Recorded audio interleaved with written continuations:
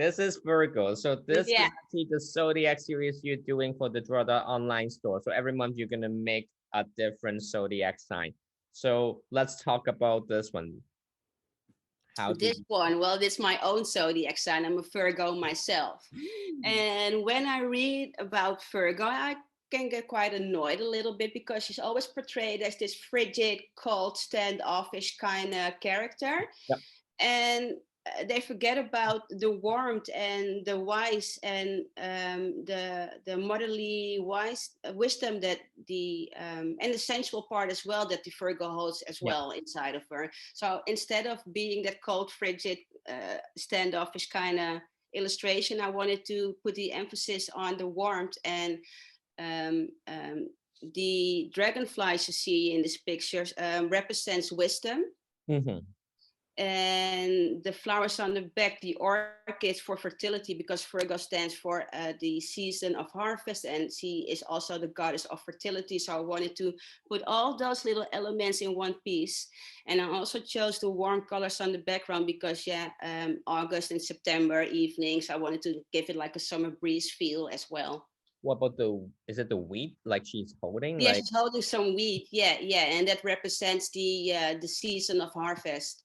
yes. Oh my God, I didn't know that orchid is sort of like connected to Virgo because it's just so strange because It's I not actually really connected to Virgo. It's actually more connected to fertility. But totally because yes. Virgo is the goddess of fertility, I decided to put the orchids in the background as well. Not only wheat, because I think wheat is quite boring to look at. It's so I didn't want it to incorporate that too much.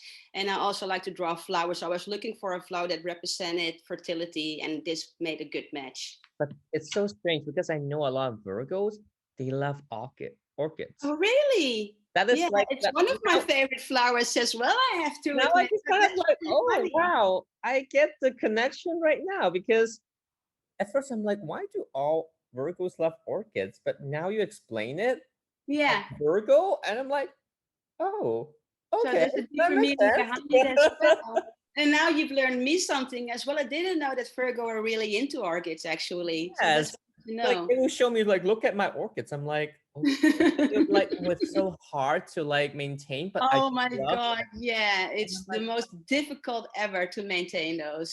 wow, cool. So like for next month is Libra. So how Yeah. would you want to like what kind of ideas you have in mind? I'm probably going to delve again into the story behind the Libra and going to read upon mythical creatures that represent Libra and find elements that I find interesting. And there's going to be a lot of flowers as well. I'm not sure which one yet. And I will try to incorporate more elements that don't look to do like they have anything to do with Libra at first. But Mhm. if you go deeper into it, it will explain everything. Just like this one, because you were probably like, what are those dragonflies doing around her? But they have a deeper meaning. Yes, what happened with the dragonflies? What happened with the orchid? Yeah. So I'm like, wow, it makes so much sense. And when people look like listen to this, I hope you're listening. You were like, okay, I can relate it to it. All the Virgos, please buy this piece. Yeah.